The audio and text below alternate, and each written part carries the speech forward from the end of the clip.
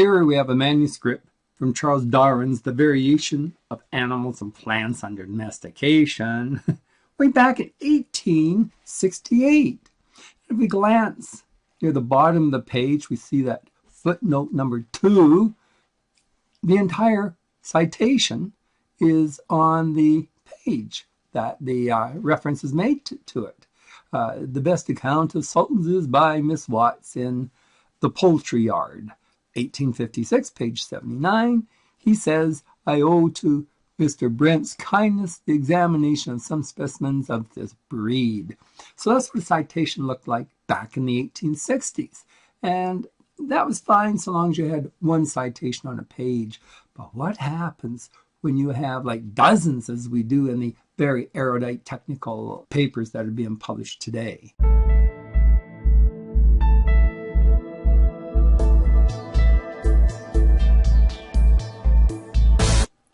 As we move into the 21st century, here's an example of a research article published in the year 2016 entitled Media Multitasking is Associated with Distractibility and Increased Prefrontal Activity in Adolescents and Young Adults.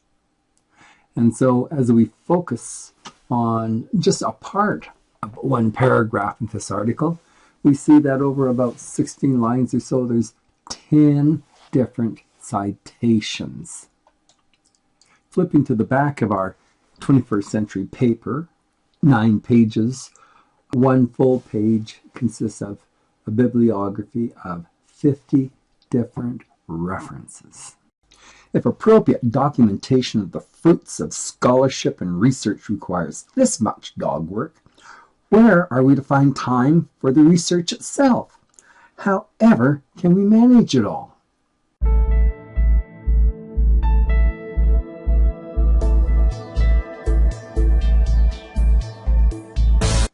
The 3 most popular citation management software packages used at the University of Calgary in 2016 are Mendeley, EndNote, and Zotero.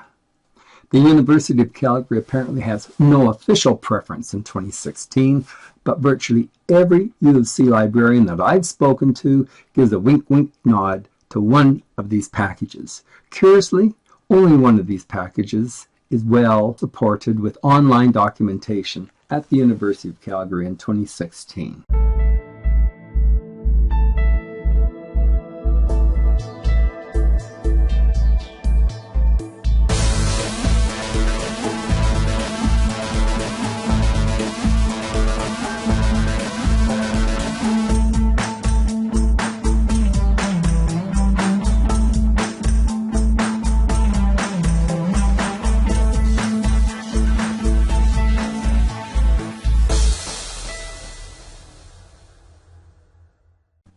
We assume that you've already installed EndNote X7. This is what the screen looks like. There are 4 panels that we're interested in. The leftmost panel is the Groups panel. That's where you organize your references into groups for easy retrieval. So far, I've only created one group, EDER 679.25. Next comes the Reference List panel. This is where we're going to display a list of references for our selected group. We've got 2 articles listed in our reference panel: The Plastic Human Brain Cortex and 9 Ways to Reduce Cognitive Load, blah blah. You'll notice that there's various columns. The paperclip means that we have an attached, probably PDF file. We have a column for author, year, title, rating, journal, and there's a bunch of others that if you scroll you'd find them. Our 3rd panel is the Tabs panel. Here we can view reference details and attach documents.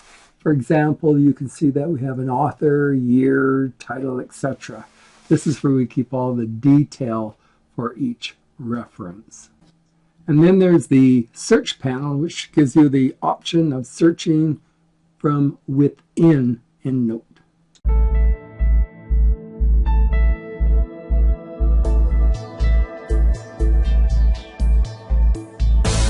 For a full text search, tick your selection to use the big citation indexing services. That would be Web of Science and PubMed. Also, since you use the University of Calgary services, insert the appropriate UofC library URL addresses.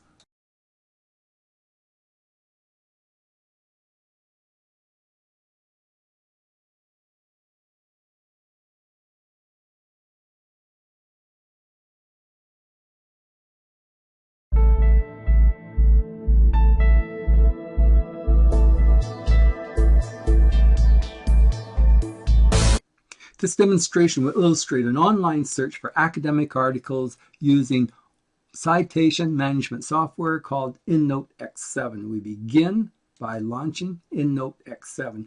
When it comes up, we see that we have a list of references. I know they're associated with my local library because when I look at the top three icons on the left corner, top left corner, I see selected as local library mode. If I want to do an online search, I would click and select online search mode, the globe. And if I wanted to search both the online and my local library, I would click the one on the right, the globe with the books within. I'm clicking on the globe.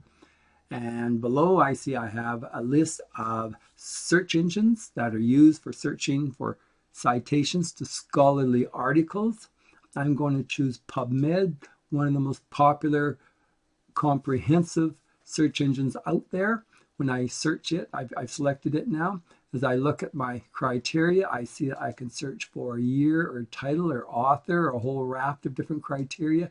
I'm going to search for title, and I'm interested in Mediterranean diet. So I click on that, and I see I have 1,325 references, far more than I have time in my life to search or review. So I'm going to have to restrict that, and I go back to my title and I say I want Mediterranean diet and